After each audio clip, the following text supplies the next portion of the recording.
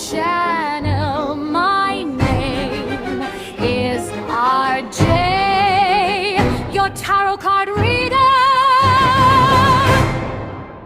Take what resonates and leave those not for others. Watch on your own risk. Okay, so let's do our collective reading. Hello, my dear. Hello, hello, hello. Magandang hapon po sa ating lahat. Kung hindi mo naman po hapon napapanood ang ating reading, ikaw po ay binabati ko ng magandang gabi, magandang umaga, at magandang tanghali. Okay?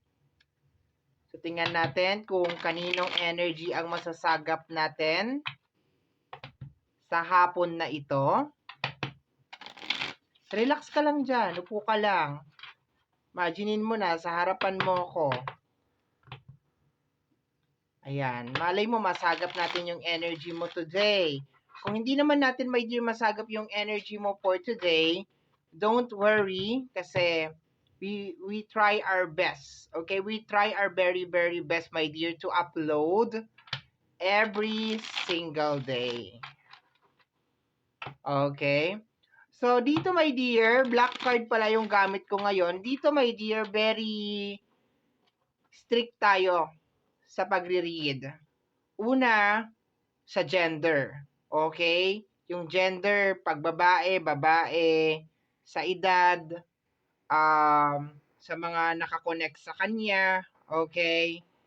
And sa mga alas, okay? Ang pinaka ano natin dito is yung mga aces kasi natin eh. So meron tayong speed, yung speed may kinalaman yan sa isipan, sa mind, may kinalaman din yan sa mga psychological warfare, witchcraft, gayuma, anything my dear, okay? Pero more on utak talaga yan siya, more on mind, okay? And then, yung ating diamonds. Diamonds naman, or the pentacles, is pera, money, anything na may kinalaman sa pera. Ace of diamonds. Yung ace of hearts naman, sa relationship. Okay? Mostly yan ang nagre-release ng emotion. Pagmamahal, yan siya. Galit, okay? Nilalabas din niya yung galit. And then, the Ace of Wands. Okay, ang Ace of Wands, minsan nagre-release yan siya ng hindi makamove on, or makamove forward, yung mga ganyan. Travel, dala-dala din yan. Good opportunity, dala-dala din ng ating Ace of Flowers. Okay? So, tingnan natin, my dear. Let's go na tayo. Hoping na energy mo ang makuha natin today. Okay. Let's go.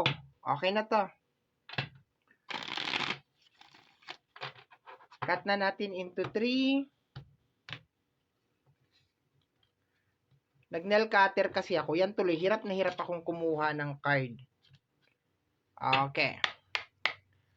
Let me see. Mag-start tayo sa 12 cards. Tapos bababa tayo sa 6 cards. Tapos magko-close tayo sa 3 cards. Okay? Tingnan natin. Kaninong energy? Kaninong reading po ito? Oy! Ace of Diamonds, pera. Money, money, money. Okay. Kunin natin yung mga kasama. Sana good. Sana good ito. Wala muna tayong drama. Please, wala munang drama. Ay! Ano ba yan? Ay, kasasabi ko pa lang. Okay. Dalawang ace na ang nandito. The Ace of Speed. And so far, hindi ko siya nagugustuhan. Okay. My dear, there's a certain blockage sa yung kadatungan, kaperahan, my dear. Okay? Kung sino man to, lately, baka nakaka-encounter ka talaga ng katakot-takot na pagsubok talaga sa buhay na may kinalaman sa usapin ng pinansyal. And sa paglabas, my dear, ng ating Ace of Speed, hindi to, teka lang ha, excuse me po, hindi po ito normal. Okay? It's not a normal thing.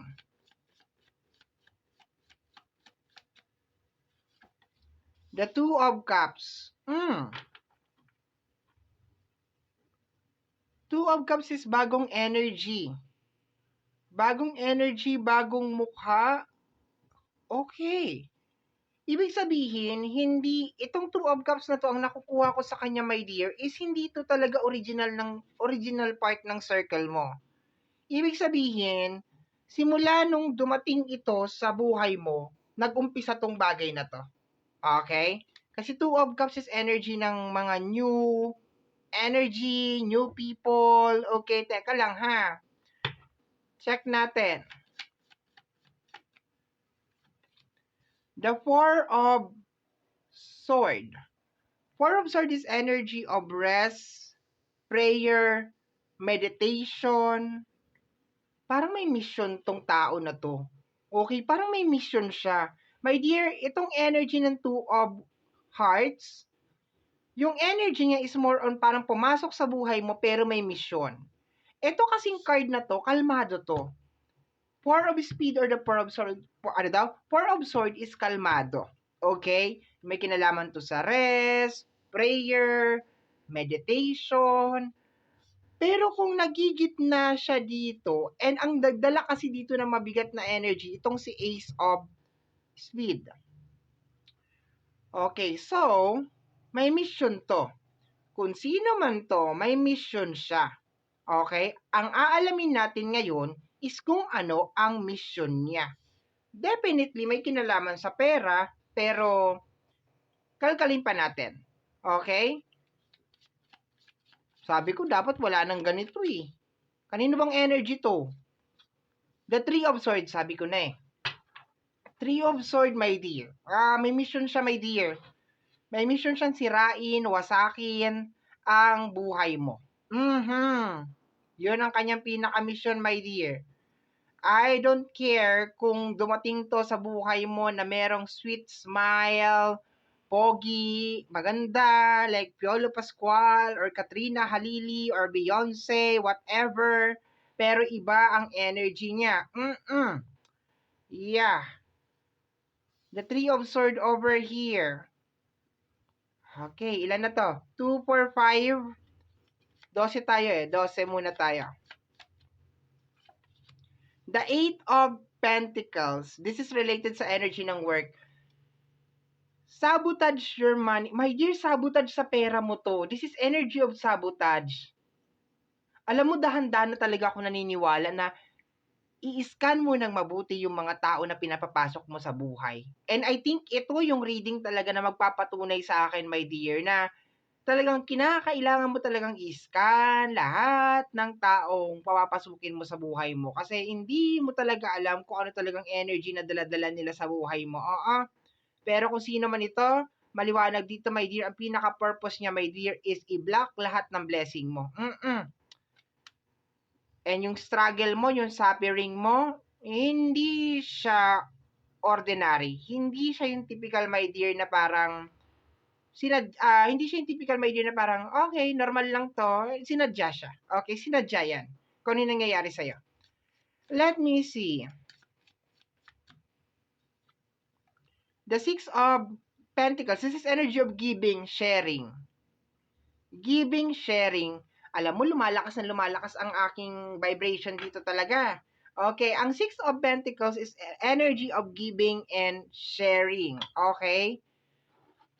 So far, lumalakas na yung energy ng ano. Wala pang zodiac sign. Okay, wala pang zodiac sign. Okay. Relax tayo, relax. Kalma. Okay. Kalkalin nga natin to. Tambay muna tayo dito. This is energy of giving and sharing. Six of Diamonds to.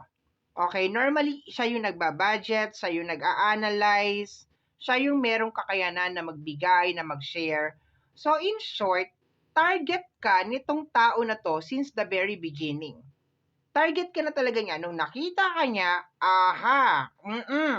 gusto ko to si Collective kasi nakikitaan ko siya ng something. Okay, more on pera, my dear. Kung sino man tong tao na to, my dear, dumikit lang sa ito, more on money. It really doesn't matter kung sinabi niyang I love you, best friend, mamshi, tita, whatever. Kung anong gusto niya itawag sa'yo. Pero ito ay dumikit lang sa'yo ng dahil lang sa pera. Ayan, given na given. Malinaw pa sa sikat ng araw, my dear. Okay?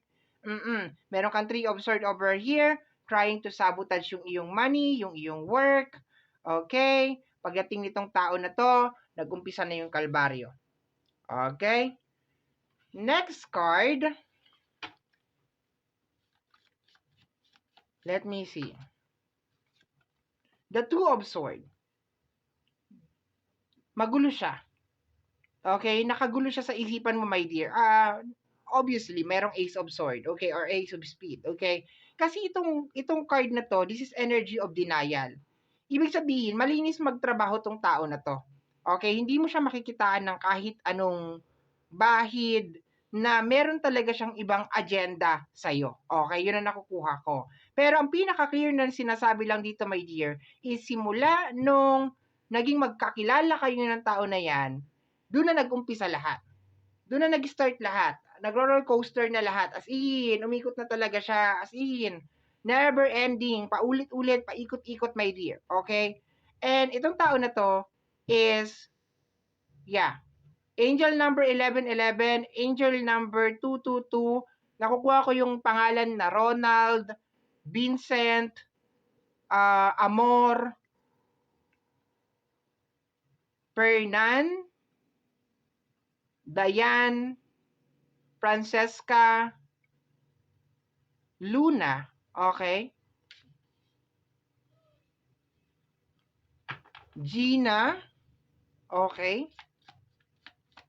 Angel number 222, 38, okay? We have here the energy of the Four of Wands, the Four of Diamonds. Ang Four of Diamonds is something na parang tinatago or nakalihim or nakakip.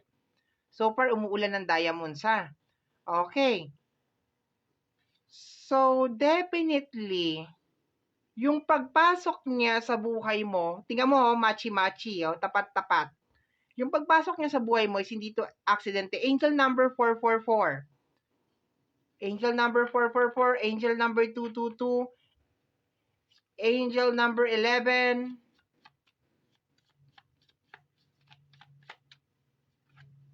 we have here the Six of Cups, energy of the past, angel number 66, ang daming angel number. Uy! Okay. This is energy of the past. My dear, matagal ka na nitong kilala. As in, matagal ka na niyang kilala. Matagal ka na niyang kilala.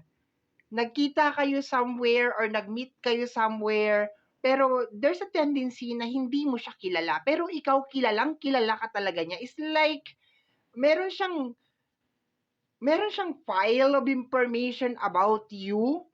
Okay? Parang pinag-aralan niya talaga, my dear, kung paano siya makakapasok sa buhay mo. Yun ang nakukuha ko dito. Like, talagang nag-spend talaga siya ng time na pag-aralan kung paano siya makakapasok sa buhay mo.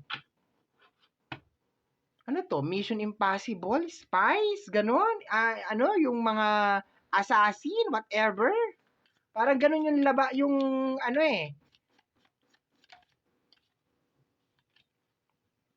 Five of Cups. 6 and then 5. Sa energy ng Five of Cups, this is more on like 3 of Swords, 5 of Cups. Ito kasing 5 of Cups, ito yung nakatingin lang siya dun sa 3 cups na natapon. And then hindi napapansin na meron palang 3 cups na nasa likuran, na nakatayo. So, ibig sabihin, you're dealing with a person na maski siguro i-donate mo ang dugo mo para sa kanya or ialay mo ang buhay mo para sa kanya, never siyang magiging kontento.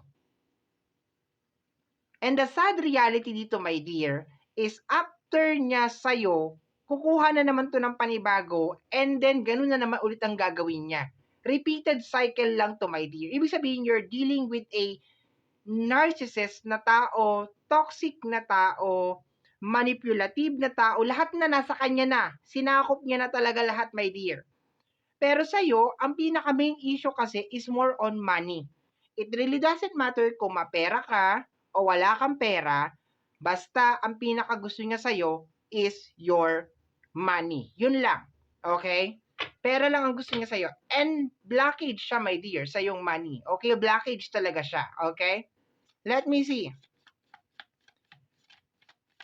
Never nitong ma-appreciate, my dear, lahat ng gagawin mo. Maniwala ka sa akin. Maski anong gawin mo, maski saluhin mo yung bala para sa kanya, never niya ma-appreciate yun. Never. Pwede niya sabihin na, oo, na-appreciate kita, yes, thank you, blah, blah, blah. Pero, never, lumalabas sa ilong niya yon. Hindi yun nanggagaling sa heart niya. Hindi yun nanggagaling talaga sincerely.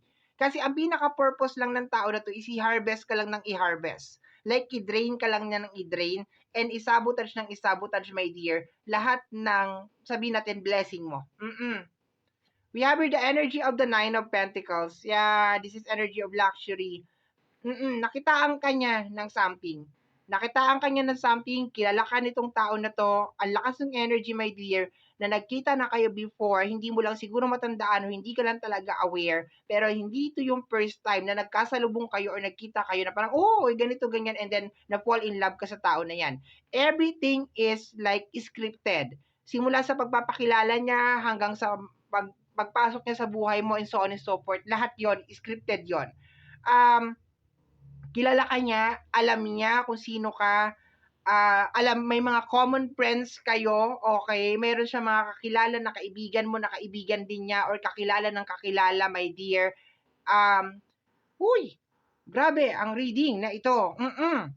Okay, pero so far, ang pinaka-highlight is blockage mo siya, okay? And walang tao na lumabas, okay? Super, super plain and clean nung reading natin, okay? Pero so far, sinasabi dito na, yes, blockage mo siya.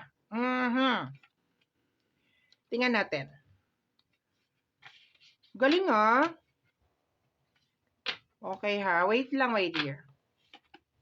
Kaya mahalaga talaga, dati hindi talaga ako naniniwala sa sinasabi ng mga matatanda na parang aralin mo talaga kung sino yung mga taong papapasukin mo sa buhay mo, yung mga kakausapin mo, yung mga i-entertain mo, kaibigan, so on and so forth. Hindi talaga ako naniniwala doon. Pero since na nag-focus na ako sa ganito, parang may mga signs or mayroong mga reading kagaya nito na talagang parang ginigising talaga ako na oo, meron talagang mga tao na talagang ganito.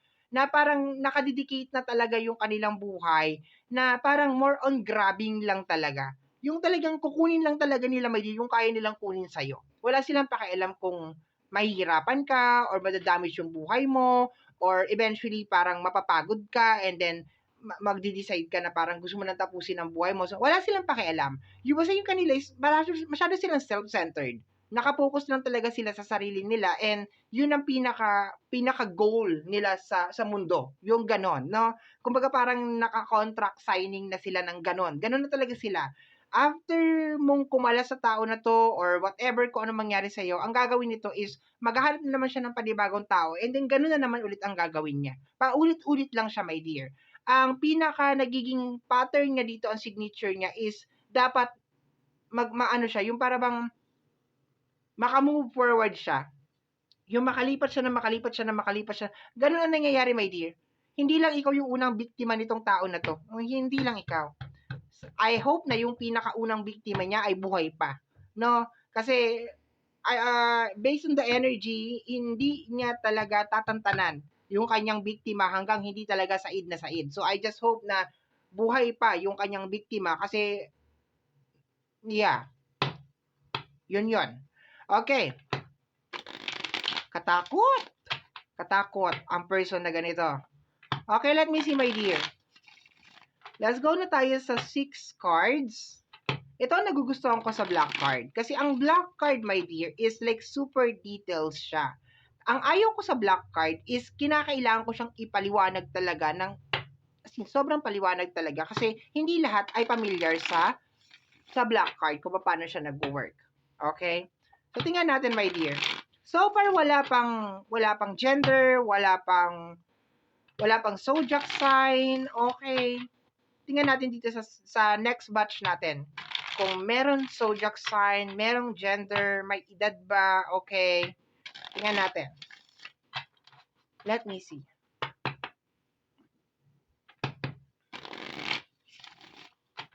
Okay, cut na natin. Let's go, my dear. Kung kasama mo tong tao na to, you better run. Kung meron ka pagkakataon na tumakbo, umalis, gawin mo na habang maaga pa. Let me see. We have here the Queen of Wands, energy, babae. Energy ng fire sign Aries, Leo, and Sagittarius. Uy, okay. The Five of Wands. Away to. Tension to, my dear. Okay? And another na babae na naman ulit, energy ng Earth sign, Taurus, Virgo, and Capricorn. So, siya ay isang babae.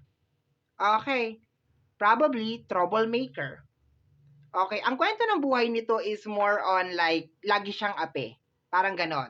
Pinagkaisahan siya. Ganon. Basta, yun na nakukuha ko na parang pinaka-overall scenario niya. Na parang lahat na siguro ng pagsakit sa mundo ay ibinato sa kanya. Pero honestly, based on the energy, parang siya yung may kasalanan. People always react sa kanya kasi nanonotice yung signature moves niya. So, pag nanotice yung signature moves niya, dun siya nagre-react. 'Di ba? Na parang ano siya, sa modern term, ang tawag sa kanya ay gold digger. Ganon. Okay? Mas kilala siya. Para mas maintindihan ng lahat, gold digger siya. Okay? And ang gold digger is hindi lang siya nagre-resonate lang sa mga magjowa. Like for example, jowa mo to, tapos ganyan. So, siya ay pwede din mag-resonate sa mga kaibigan. Like yung palibre ng palibre, utang ng utang, walang bayad, consider as gold digger din yon. Okay, gagamitin niya yung kanyang buhay, yung kanyang so on and so forth, blah, blah, blah, 'di ba? Para makuha yung atensyon ng isang tao and then maaawa ka sa kanya and then ang magiging pinaka-motive mo is to help this person na makaalis siya doon sa isang sitwasyon na yon kasi nga probably nanggaling ka rin sa ganun na sitwasyon so ayaw mo na maranasan ng ibang tao yung sitwasyon na yon kaya ang gagawin mo is you will try to save this person but eventually mali yung decision na yon kasi simula nung in-entertain mo siya my dear nagkanda leche-leche na ang buhay mo. So far, energy ng fire sign Aries, Leo, and Sagittarius. Energy ng earth sign Taurus, Virgo, and Capricorn. Let me see. Meron pa tayong tatlong cards. We have here the Seven of Cups, illusion. I told you, sinungaling. Dakilang story maker, tagagawa ng kwento, so on and so forth, lahat ay hindi totoo. Lahat ng kwento niya, gusto niya siya ang victim. Always. Lagi siyang victim, lagi siyang kawawa, lagi siyang inape. Seven of Cups is connected sa energy ng illusion. Sa mga hindi familiar about sa Seven of Cups sa tarot, ito yung mga cups na nakalutang sa clouds, which is may kinalaman yun sa illusion. Okay? This is a troublemaker na klase ng tao. Okay? And may tinaglay na kapal ng mukha. Okay? We have here the energy of the Six of Pentacles. Yes, the paawa effect. Lumabas na to kanina, my dear. 'Di ba? Giving, sharing. Sa pinakaunang spread natin, yung ating 12 cards. Okay, eto yon. Yes, illusion, para makahutot siya ng pera. Okay? Last card is the Ace of Hearts. May kasamang love, okay? Pero so far, it is a fake love, okay? Yun na nakukuha ko over here. Pinaka-target niya is money. Like, sabi ko nga sa'yo, pwede sasabihin ng tao na to na I love you, I care for you. Tatawagin ka sa iba't ibang pangalan like sis, mommy, tita, brother, whatever ang itatawag niya sa'yo, mahal, asawa ko, darling, whatever. Pero, ginagawa niya lang yan because like gusto niya makuha yung iyong heart, yung iyong emotion. Yeah, this is considered as a fake love. Hindi ko siya pwede may consider, my dear, na good love because of yung mga supporting cards niya sa gilid. And yung kanyang partner kasi is the Six of Diamonds, which is may kinalaman, my dear, sa giving, sharing, may konektado sa pera. And kung babalik tayo dun sa pinaka base card natin, which is yung 12 cards natin, hindi maganda yung energy doon o yung atmosphere, my dear, ng diamonds. Okay? Hindi siya maganda. So, hindi natin mako-consider na itong Ace of Hearts na ito is good. And to the point na meron na siyang tatlong ace over here, magaling tong tao na to. Like, kaya niya magpanggap, kaya niya yeah, this is a good, very, very good, as in, super, super good, okay? Let me see. Once again, energy ng Aries, Leo, Sagittarius na babae. And hindi lang to sa relationship magwo-work kasi na-experience ko na to sa kaibigan. Yeah, meron akong isang kaibigan na gustong-gusto ko siyang laging nakakasama, my dear, because of like I enjoy yung kanyang bubbly personality, no? Yung para bang masayahin, very joyful, blah blah blah. And at the same time, na-touch din ako sa wag na lang natin pangalanan, no? So, na-touch din ako sa kwento ng kanyang life. Like, I was super, super moved with the story ng kanyang life kasi halos similarity. May similarity din kami ng actually, parang 30%. Okay? Parang ganon. Nakaka-relate ako sa kanya, sa mga kwento niya about sa life niya. And, ayoko na sanang ikwento. Wag na sanang ikwento to kasi baka sasabihin parang nanunumbat ako. But, i-close na lang natin, mabilisan, na nag-away kaming dalawa because of like, parang masyado na siya. Like, alam mo yun, yung para bang kulang na lang lahat ng mga needs niya at saka wants niya is talagang sa akin na talaga mangyayari. Kulang na lang magpakasal kami. Ganon. Kulang na lang, alam mo, magsama kami sa iisang bahay. Ganon. No, so we have a fight, okay? We have this, fight ba talaga siya? Or let us just say, misunderstanding.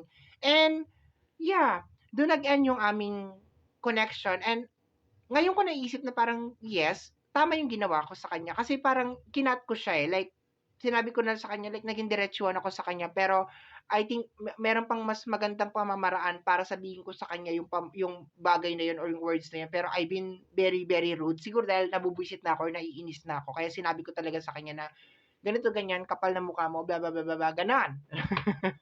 So, anyway, hindi lang siya nagre-resonate. Based on my experience, hindi lang siya nagre-resonate sa love na yung gold digger. Because based on my experience, may mga kaibigan din tayo na gold digger talaga. As in like, alam mo yon. Pero, in fairness, maganda yung personality nila. Like, you call it personality? The vibes? I don't think na personality ang tawag doon. Kasi, if meron siyang maganda personality, dapat maganda din dapat yung ugali niya. Pero, like, dapat meron siyang konsensya na dapat hindi mo ginagawa sa kaibigan mo yun, so on and so forth. So, the right words or the right term for that is bubbly personality. Parang gano'n lang siguro. Masyado siyang bubbly. Masayahin siya. Like, ano siya, naglalight siya ng space. Pag nandoon siya, like talagang mawawala talaga yung problema mo kasi wala kang ginawa kundi tawa ka lang ng tawa. You're just like having fun talaga. And nakakalimutan mo pala na swipe ka na lang ng swipe. Swipe ka na lang ng swipe and magugulat ka, wala nang laman yung savings mo. Okay, anyway. Or max out ka na sa credit card mo. Okay, anyway. And ito pa ha, dagdag ko lang bago tayo mag-proceed sa last 3 cards natin. Hindi ka makakatanggi sa kanya. No? Kung you're dealing with this kind of person, hindi ka talaga makakatanggi sa kanya. There is a certain parang hypnotic sa kanya na parang hindi ka talaga makatanggi. Like pag sinabi niya, uy, pautang naman akong 500, pautang naman ako ng 1,000. Like, there's a certain energy sa kanya, my dear, na parang napupush ka na magbigay or mag-give.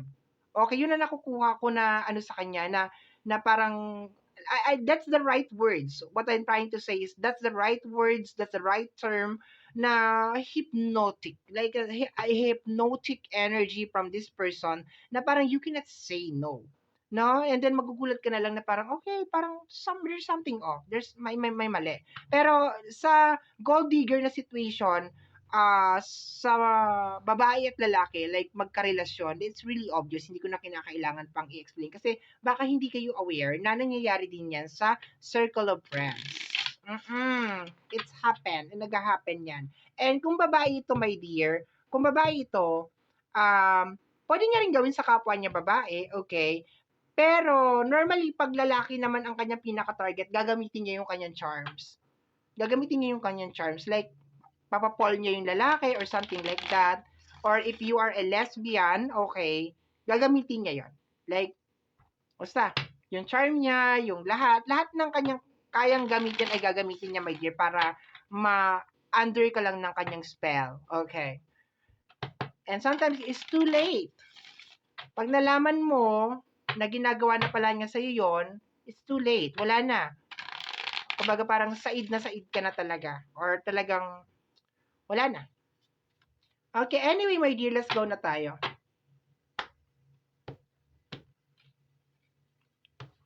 Let's go. Last 3 cards na lang po tayo. Last 3 cards.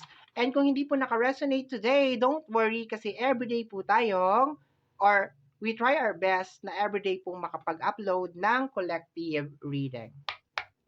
Okay, let me see.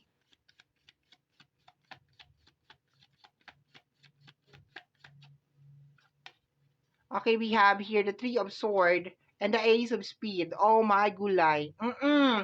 It is a confirmation. Mission niya to, my dear. It is a confirmation. Okay? Mission niya sirain ang buhay mo. Or let us say, hindi magandang pakinggan yung sirain ang buhay, pero yun ang tamang words, okay? It's more on like, para siyang garapata. Okay? Para siyang linta.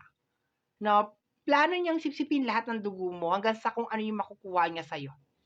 Okay? Yun ang nakukuha ko dito. And there's a tendency na this person is actually using a witchcraft sa'yo, my dear. Okay, pwede.